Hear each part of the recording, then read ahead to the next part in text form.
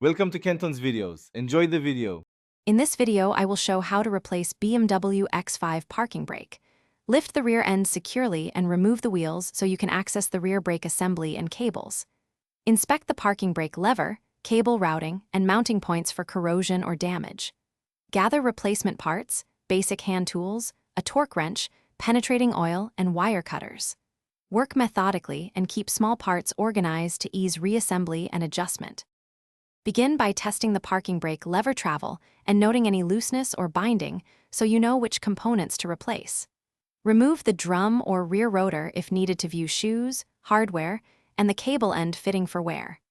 Inspect the equalizer and adjuster for seized threads or broken springs. Replace only worn parts, but consider new cables on both sides to ensure balanced braking and reliable adjustment afterward. If this walkthrough is helping, please subscribe and like to support more car repair content. Quick recommendation: life's too short for cheap socks. Go darn tough for reliable comfort and a lifetime warranty when you're working long under the car. Grab a pair for those greasy jobs and keep your feet happy. Check the description for the link and other deals. Then now let's get back to the video.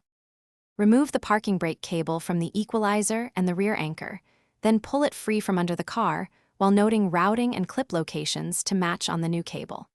Lubricate new cable where it moves and fit it through factory grommets, fastening all clips and brackets to avoid rubbing.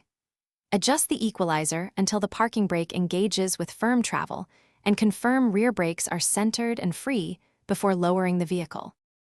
Thanks for watching. Consider subscribing if we helped you.